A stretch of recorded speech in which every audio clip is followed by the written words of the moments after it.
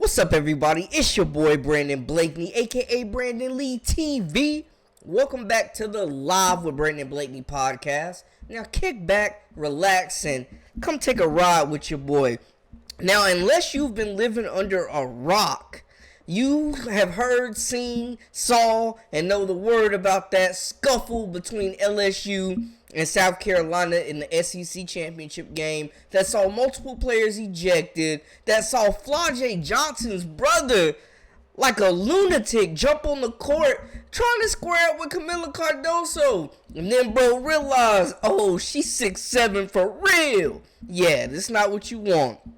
But we have updates that have happened. Players have been shooting at each other on Twitter. Coaches have been shooting at players on X, on social media. And on top of that, Alexis Morris has come out and challenged the leadership at LSU. But before we get into all that, make sure y'all hit that subscribe button for all the latest and the greatest. And join our memberships. We got that exclusive content coming daily, weekly, whenever you need it. Now, let's get into it. You are now locked into the Live with Brandon Blakeney podcast. Here is your host, Brandon Blakeney. Look, man, I got to start off by saying it was a whole lot of comments in the last couple videos I did about this. And I just want to say, one, the refs failed. The refs have to take some of this blame. They could have stopped this from happening from the jump in the first quarter. When you got two just juggernauts going at it who aren't afraid of each other, who aren't backing down, ducking, no smoke. You gotta have some control over the game. The refs should have nipped this in the butt early, and this incident would have never happened. These suspensions would have never happened. These headlines would have never happened. And we wouldn't even be sitting here talking about this right now, man. The refs we saw one of them, homegirl, that just bounced up out of there, said, y'all got it. Got turned into a meme. They let it escalate to this point. They are just as much to blame as the programs. Even maybe more so. You got to take control of the game in that situation, man. It's ridiculous that they let it even escalate to this point. There was jawing all game, which I'm fine with. But there was hair pulling, elbows being thrown, scratching, clawing, dirty plays on both sides for a lot of the game, man. It was physical, but man. And I know LSU got caught, especially a few times, throwing some elbows and doing some, shiesty business. But aside from that, it was a great game. So I do want to mention that. It was a great game, and, South Carolina took the SEC regular season title as well as the tournament title. But the second point we got to touch on is Flau'Jae Johnson's brother. What in the hell was bro thinking jumping on the court like that, man, in the middle of a women's game, in the middle of a altercation that, I understand. It was, sibling instinct. We have siblings. We get it. We want to protect them. It should have been stopped. Flau'Jae was wrong for putting her hands on Ashlyn Watkins. And then it seemed like, Ashlyn Watkins, threw it off, brushed it off her shoulder, kept it moving. And then Camila Cardoso came in for the kill, taking up for her teammate. But took it too far. We can all admit that now. Took it too far, escalated the situation, and all hell broke loose. Now, there's no reason that fans should be jumping over scores tables and getting on the court. That was ridiculous, and an arrest was made. This is what we do know. The brother of LSU guard Flau'Jae Johnson was arrested and charged with assault and battery and disorderly conduct by Greenville Police Department for his role in a fight after his sister was shoved to the court by South Carolina forward Camila Cardoso during a Southeastern Conference tournament game. His real name, Trayron Milton. He's 24. Now, we know he jumped over the scores table to reach the court. Police say Milton made his way to the court Sunday by pushing down an SEC employee and stepping on her shoulders to get past. Now, he briefly made contact with Cardoso before he was led away by police. And they also say two other people jumped over, too, of the scores table. Now, that could have been catastrophic. That could have went bad so many different ways. There could have been, He could have hurt Cardoso. Cardoso definitely could have hurt them. And it just would have been a bad situation. It's nice to just see it, keeping it competitive and keeping it about basketball, keeping the main thing. But both programs were wrong. Both coaches spoke out, and we heard from Coach Kim Mulkey and how she's talking like she's about that action, saying she was Angel would have got pushed. Angel firing off, saying they are not scared of LSU, they're not scared of South Carolina. We know South Carolina is not scared of LSU. Dawn Staley playing the peacemaker role, being classy as always, taking full responsibility for her side and how they did things. It's ugly. It's not good. No one wants to be a part of that. No one wants to see that ugliness. But I can tell you this. I wish she would have pushed Angel Reese. Don't push a kid. You 6'8", don't push somebody that little. That was uncalled for, in my opinion. Let those two girls that were jawing, let them go at it. We're not scared of South Carolina, and I'm going to repeat that. We're not scared of South Carolina. And a lot of people are scared of them, and we came in and battled to the end. And, of course, we came up short, but we'll see them again. Or whoever will see them again. But I'm just happy, and I'm going to acknowledge my teammates first, because Janae, Aaliyah, they came off the bench and did big things for us. Michaela, she was frustrated because she had to do minimum numbers in minimum time, but she came out there and did what she did, and she defended, and she played as hard as she could. So being able to be proud of this team, I'm not going to give them all the credit because I know how hard we played. We played hard. We played tough. We did whatever it took to win. And sadly, we came up short, but I'm happy where we are right now, and anybody seeing us moving forward should be scared. But I'm going to say this. Flau'Jae came to me right after the game, and she just apologized and said she's not that type of player. And I really appreciate that. It's something that somebody won't ever hear if I didn't say anything. And she's not. She's a really good person. Things just got escalated. I'll take responsibility for what happened from our side of it, which is we don't,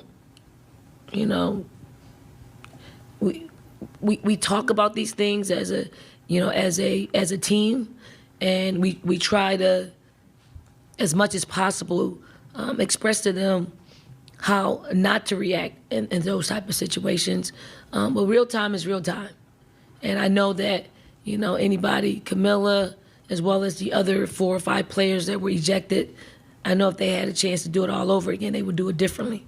But now we have that.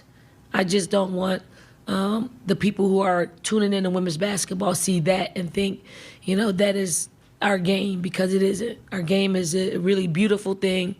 And to be quite honest, this is a part of it now. So we have to fix it, and we have to move on.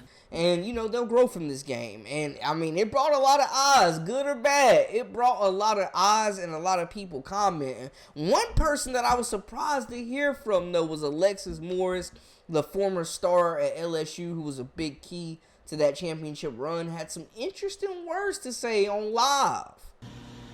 You see what I did to South Carolina last year by myself. I didn't have my team wasn't ready. I can say it now.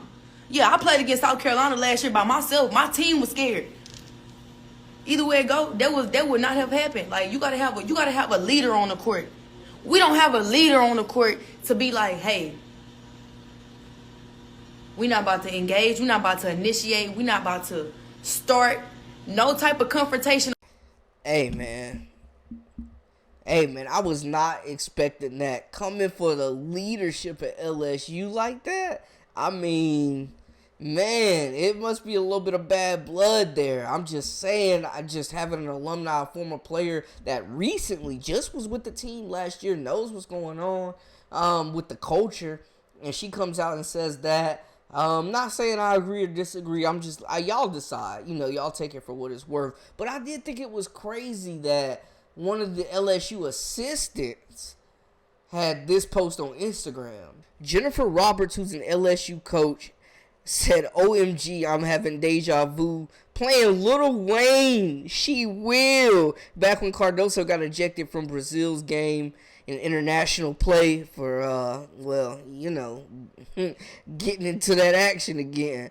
And then this Twitter user right here quoted it saying, LSU staff on Instagram being messy. If she put more time in the scout and less time getting her weekly facelifts, they might have won yesterday. Then she said, last time I checked, coaches effing former players was a problem, right? Yo, it's getting crazy out here. What? Oh, it's big messy. They airing it out. Yo, they are airing it out. Oh my goodness, they are airing it out. People are saying LSU been dirty, they're arrogant, this and that. South Carolina, we know what has been said about this program as well. People have said that they were thugs and bar fighters and all types of nonsense. Both these teams have been attacked for their style of play, man. And I think there just needs to be more uplifting. But that, man, I mean, it's the biggest topic in sports right now, man. And we're seeing it from both sides firing off. I mean, there is no love lost here. And, I mean, this is a rivalry. People say it's not because LSU ain't beat South Carolina since I don't know when. It's one-sided. I mean, when the last time Georgia Tech beat Georgia in football? It's still considered a rivalry. I'm just saying. But that's crazy. Just a lot to unpack. I think both sides were wrong, though. You know, the refs were wrong. They should have definitely stepped in earlier and controlled this game a bit more. And then, you know, the cheap shot's not cool. Flau'Jae should have never put her hands on Ashlyn Watkins. And then Cardoso did not have to do Flau'Jae like that. Oh, man. I mean, hey, come on, man. 6'7", 5'11". Come on, man. That ain't cool. She knows she ain't have to do it like that. I'm just saying. I'm not saying anybody's right in this scenario. I think it was all wrong. We saw Angel Reese skedaddle. She was not a part of that. Raven Johnson was trying to be the peacemaker. Tried to hold Flau'Jae back at one point, and it just was not in the plans. It was just a lot going on, man. We do know, in my last video I mentioned, because they initial reports were saying Tahina Powell would, not be able to play possibly in that first round matchup. We know Camila Cardoso is the only player that will be suspended.